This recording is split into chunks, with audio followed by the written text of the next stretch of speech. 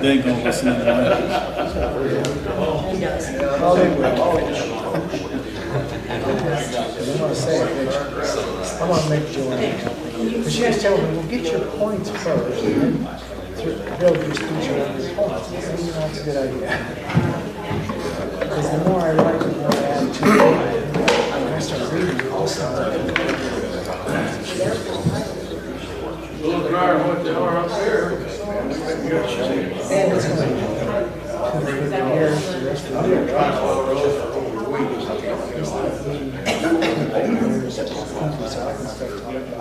Yeah, Founders, the principals. I'll try and get some more.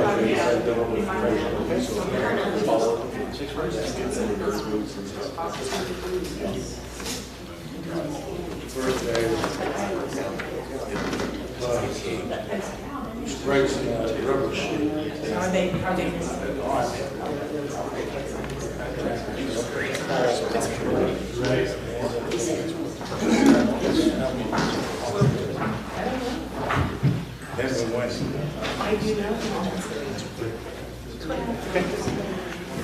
All right, good evening. I have 7 o'clock. We'll go ahead and call to order the June 11th, 2026 Shelby County Board meeting. If you will please stand for the Pledge of Allegiance. I pledge allegiance to the flag of the United States of America and to the republic for which it stands, one nation, under God, indivisible, with liberty and justice for all. Heavenly Father, as we gather tonight, quiet our minds and steady our hearts. Remove every distraction and fill this place with your peace. Guide our thoughts and let our discussion reflect wisdom, respect, and purpose. In Jesus' name, amen. Amen. Thank you. Let's move on to roll call, please. Teresa Bain. Present. Tim Brown. here. Carol Cole. Here. Julie Edwards. Chrissy Grant. Jeff Gregg. Here. Clay Hardy. Here. Keith McCormick. Christine Matlock. Tad Mayhall. Here. James Mitchell. Tim Morse. Here. Austin Pritchard. Here. John Stroll. Here. Larry Seifert. Here. Don Tate. Christy Wofford. Here. Brent Wallace. Judy Wood. Here. Chad Gannis. Here. We have a quorum. Okay, thank you. Moving on to item 3, discussion and vote to approve the minutes from May 14th meeting. I have Ms. Beam on the motion, Mr. Yantis on the second. Any discussion? Okay, seeing none, all those say aye. Aye. Opposed? All right, we approve the minutes. Moving on to item 4, public body comment. Mr. So Cole. I spent quite a bit of time in the last few years looking at the balance reports from the county treasurer. I did a lot of searching at the end of 2021, 22, and 23. There were very few times that the ending balance for a month matched the beginning, the balance of the next month. Some by 40,000, some by 10, some by 497,000, some by 64,000, some by 2,000. That just didn't seem to make real good sense to me how a county treasurer couldn't balance reports from the end of a month and have it the same thing at the beginning of the next month.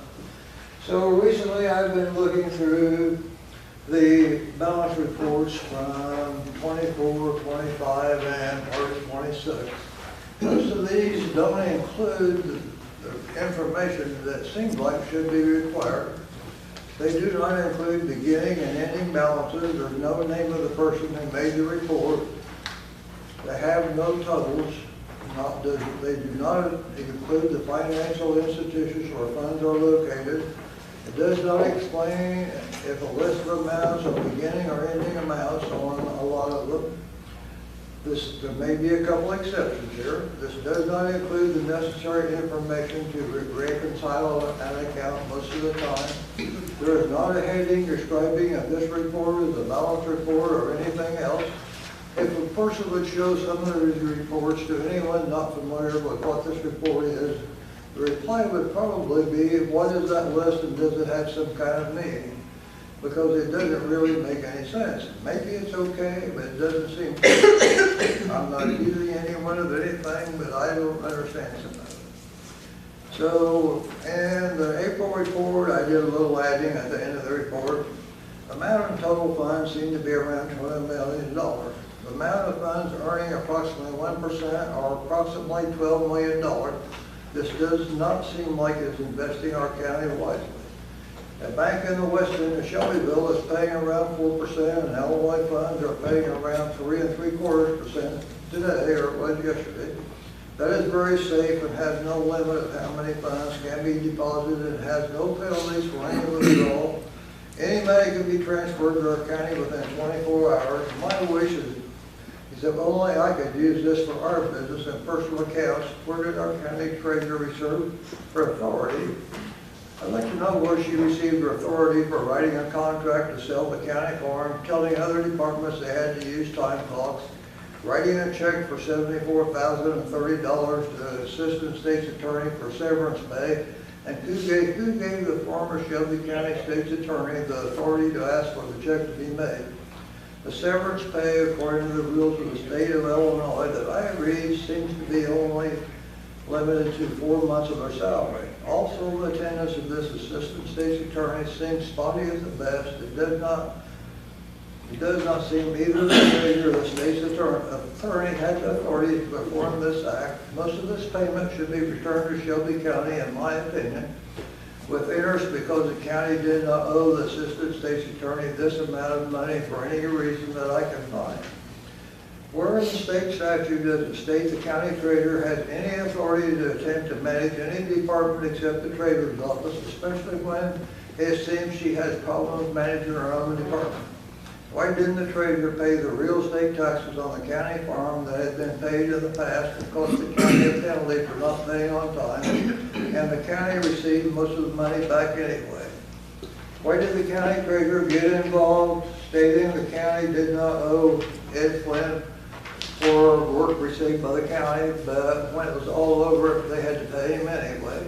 Why did our treasurer take Keith Batard to court and act like he owed the county money? She was involved in this.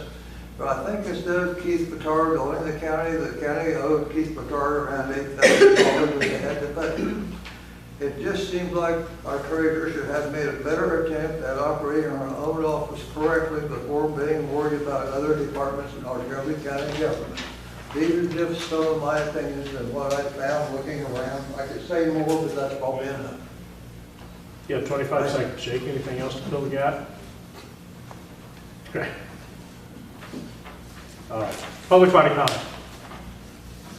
Public body comment. I just have a few comments about our country's 250th birthday, and so bear with me. So those of you who don't know me, my name is Joanna Hardy, and I'm a second-generation immigrant to the U.S. I'm also a daughter of the American Revolution. Kind of seems odd, two sides of my family. I wanted to remind everyone some of the basic principles that our nation was founded on: liberty, in God we trust, and e pluribus unum, which means of many there's one. We're losing our national memory, and what I mean by this is that we have some established holidays that are meant to commemorate special events and special dates and special people in our nation's history. And they have been primarily reduced to 3- and 4-day weekends for a holiday. Prime examples would be Lincoln's birthday, Washington's birthday. We no longer celebrate those individually and talk about the contributions they made to our country. We now celebrate President's Day, which is just a Monday you get off of work. Columbus Day has virtually been forgotten. Christmas has been totally commercialized. Memorial Day is a great day for cookouts, but we rarely talk about why we celebrate it and the people who gave their lives so we can celebrate it.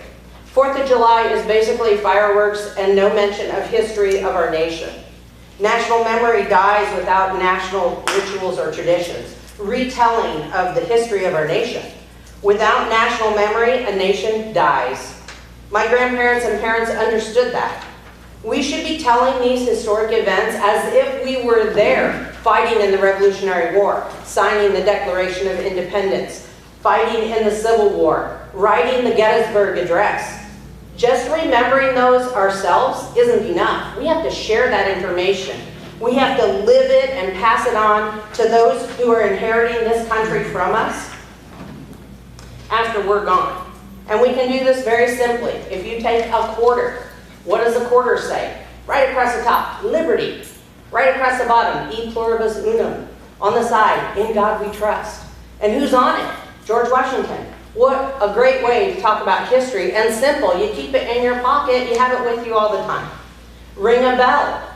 Talk about the Liberty Bell. Why was it rang? To signify the British had surrendered. Simple things like that that we can instill in our youth and tell these stories simply and easy. Reenactments keep traditions alive. Teach others the traditions and skills. This is what my parents and grandparents understood and what I understand. And in 1976, my grandparents had the forethought to send me a letter during the bicentennial via the Pony Express, and I'm just going to read it real quick.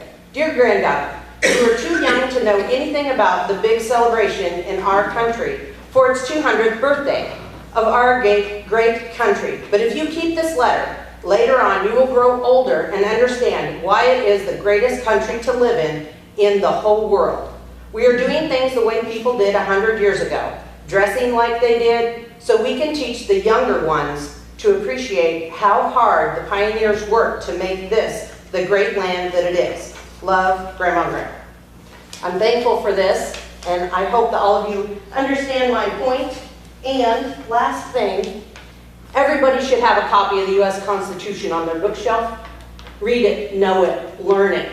You know what your rights are, you know what it says in here, you know what the government should and shouldn't be doing. Have this. They're free. This is from disabled veterans. I get them all the time. I have a stack of them. So just keep it in mind and appreciate and celebrate our country. It is the greatest country on the world. And I'm proud to be an American and proud to be able to speak my mind here, and hope you all can do the same. Thank you. Thank you. Public body comment. Public body comment. Public body comment. Okay, we'll move on to item 5. I am announcing the vacancy of the Board of Review District 2 due to the resignation of Greg Brown, which takes us to item 6, which is discussion and vote to appoint Sarah Helton to the vacancy in Board of Review District number 2. Have a motion on this, please. I have Ms. Cole, Ms. Boehm. Any questions or discussion? Yes, sir. Who is Sarah Helton? Right here. Are you a conservative or a liberal? That's none of your business. I have been a lifelong resident of Shelbyville. Moved away for about 10 years, and now I'm back. Grew up here. My father-in-law was on the county board for years, Robert P. Hilton, and that's who I am. I'm married, have been married for almost 49 years, have 2 adult children, 7 grandchildren, and I'm ready to serve. I'm looking forward. Thank you. Very timely as well. As I was told today, we had 100, right? Over 100 Over 100 sales certificates. certificates, yeah. So, get a little bit of work ahead of you. Any other questions, discussion? Seeing none, all those in favor say aye. Aye. Opposed? Thank you, Ms. Helton. We'll move on to item 7, which is discussion and vote to rescind the following items previously approved by the board for CEFS CFET rural transportation for fiscal year 27, and they are as follows. The fiscal year 27 section 5311 DOAP transportation ordinance 26-1, excuse me, 26-01-00. The resolution 2026-11 authorizing the board chair to apply for 5311 grant funds for fiscal year 27. The intergovernmental agreements with Moultrie, Christian, Clay, Montgomery, and Fayette counties for rural transportations provided by Shelby County. Purchase of service agreements with CEFS. Vehicle lease agreement between CEFS and Shelby County. And the acceptance of the fiscal year 2027 special warranty. Have a motion on this, please. I have Mr. Pritchard, Mr. Gregg. As previously voted, Effingham will be taking over rural transit grant. They'll be the grant recipient. So services for all these counties will be now managed under Effingham to include Shelby County. So these are the last things that the state has asked us to rescind going forward to make sure Effingham has a transition. So with that, any other questions or discussion? Okay, seeing none, all those in favor say aye.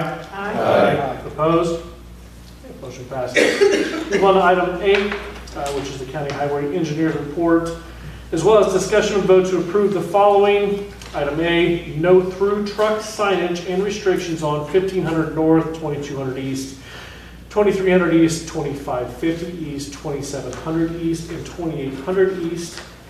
And a map was sent out for everybody to look at. Item B, which is refund county highway account and county bridge account for the installation of culverts on County Highway 19 pursuant to 605 ILCS 5/5-409.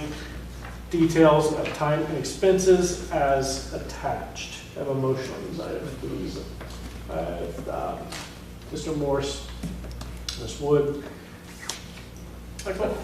Thank you. So item A is some fruit from last month. We had some no through truck signage we tried to place on other roads. And as a result, another individual came to my attention and said, we have a lot of trucks on these roads as well. We'd like to see them not traveling.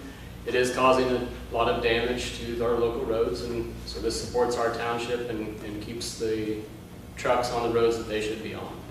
It's better for the truckers as well. So that is my opinion on that matter, and that's item A. And item B is just recouping some expenses for a big construction project that we did last fall. So I would entertain any questions regarding those two items. Any questions or discussions, Mr. Tappendorf? All right, thank you. Okay, any other discussion? Seeing none, roll call vote, please. Bain. Yes. Brown. Yes. Cole. Yes. Gray. Yes. Hardy. Yes. Mayhaw. Yes. Morse. Yes. Pritchard. Yes. Stroll. Yes. Seifert. Yes. Wofford. Yes. Wood. Yes. Yanis. Yes. Motion passes unanimously. Thank you. On to item 9, any committee reports? I have the pleasure of attending the ROE committee Monday, and I think I'm going to enjoy being on that committee. It'll be interesting as a teacher to be on that committee to see things from the other side of things. So looking forward to working with a group of people there. Good, that's why you'd be a good fit for it. So thank you. Yes, ma'am. Yes. I have something that I think that everybody needs to be aware of. I am the chairman of the Finance Committee, and I passed out a copy of an email that I received from Mr. Otis. At the last month, Mr. Otis did not turn his Visa bill into the Finance Committee to be paid. So this month, we got a copy of a paid invoice that showed it had been paid. So after the meeting on Tuesday, I sent Mr. Otis an email and asked for a copy of the bill and the receipts that went with it to correspond with it. Well, I think he was confused from the first email, so I asked for the invoice the second time around. And in turn, he sent me a copy of the invoices that were paid. He paid them out of, let me see if I can find the exact account that he said he paid them out of.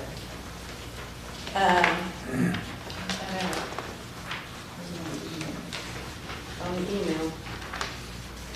Anyway, there's a special, he has special checkbooks in his office. The clerk operations account is what he paid it out of. It did not come to the finance department. It came out of a checkbook in his office. In reviewing what he sent us in the email, one of the things that he did is he's going to attend a conference, and he paid for himself to go to the conference, which is perfectly legal. But he also paid $175 for his wife to attend. And if you read the county travel ordinance policy, which I'm sure he has read. It says that expenses for employee spouses will not be covered.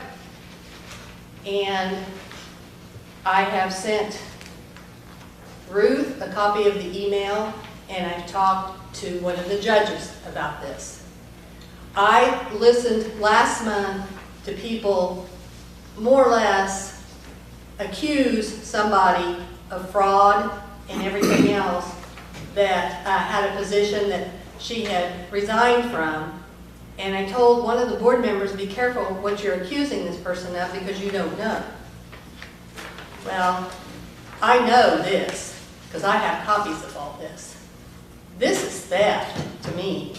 Now, I think he's probably going to end up paying us back $175, but I think that he had been told a year ago that he could not use that. We would not pay for a spouse to attend this meeting. I was told this by somebody. So after last month's meeting of people accusing somebody over folders and tape and other things, I think that this is pretty poor that a department head would do this. And the really bad part of it is the transparency part of it, that he did not send it to finance. He paid it out in an account that nobody else sees. We don't have access to it. Nobody sees it. Maybe the auditors do when they audit his office. But if I hadn't asked, and if I hadn't asked in a different way, I don't think we would have gotten these copies that I got. So I think that everybody needs to know this, and be careful what you accuse people of in the future, because sometimes it's not real good when it comes back around. That's all I've got, Ted. Thank you. Any other committee updates? Okay, seeing none, moving on to chairman appointments, which are as follows. To the Airport and Landing Fields Commission for a 3-year term would be Ryan Spain, Dr. Richard Brown. For a 1-year term to the Airport and Landing Fields Commission would be Caleb Gerber, to replace Walt Lukowski, who did recently resign. To the County Health Board for 3-year terms, Dr. Doris Bowers, Julie Edwards, and Paul Canaday. And to the Tourism Committee for a 1-year term, Cynthia Lepra, Greg Miller, Maria Schaefer, Annie Fafara, and Mark Shanks. Have a motion on the appointments, please. And Ms. Cole, have a second. Mr. Gregg, any discussion or questions on the appointments here? Seeing none, all those in favor say aye. Aye. Opposed? Move. Yes, ma'am. skip number 10. Did I skip 10? Oh, yeah, well, I don't have a chairman updates or correspondence I'm aware of. Right, all right. Thank you. That might be good advice. So, but thank you. Moving on to item 12, any old business? Okay, moving on to item 13, which is discussion to approve payments of claims. Have a motion on claims, please. Ms. Bain, have a second. Ms. Wood, anything to bring up? Yes, there was something that we set aside because we couldn't understand what it was for, and it was for the grant money for the PCOM position. And Jeff has had a conversation with Mr. Busher, and he says that everything is kosher on that, so it needs to be approved also. Yeah, he clarified some points of concern, or you know, he cleared it up for me to understand, so it all balanced and everything was good. So, just for my understanding, these were claims made by the previous employee against the grant money that they are saying go ahead and pay against the grant money. Is that right? Well, it was just a big boy monthly deal. Okay. It encompassed everything. There were a couple of grant payments from the state and the government that were on there, offset the costs, and I just needed some clarification. Okay. To balance that, and so we went over that this afternoon, and it was fine. Okay. It was good. Thank you. Anything else on claims? Any questions? Okay, roll call vote, please. Bain, Yes. Brown, Yes. Cole, Yes. Gray, Yes. Hardy, Yes.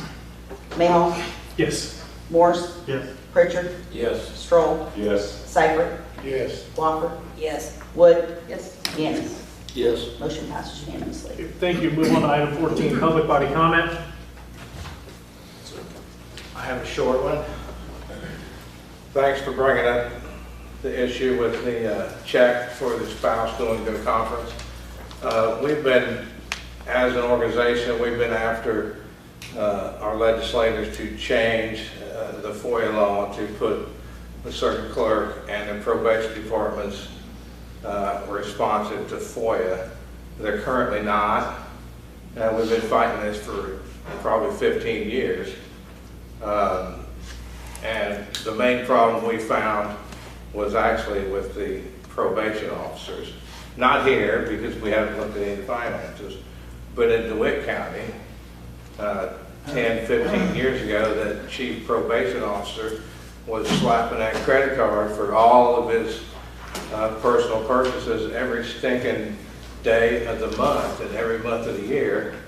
And the judges would just sign off on it and hand all the credit card statements to the county clerk to get them paid, which is how we found out, because we FOIA'd for all credit card statements, and the county clerk accidentally slipped them in there and we're like, hey, what's going on here? But the issue with, and I'm glad you checked, but if you would approach your legislators, your senators and state reps and say, hey, put the stinking circuit clerk and the probation officers under FOIA, like the state attorney's office is. I don't think that used to be. A lot of this problem would go away, and regular people could look at the expenses that are being paid out of those offices. Thanks. Public body comment. Public body comment. Public body comment. Okay, motion to adjourn. Ms. Bain, Ms. Cole, in the second. All those in favor say aye. Aye. Opposed? We are adjourned. Be safe with the weather, folks, out there. Have a good evening. Thank you. How much rain did you get?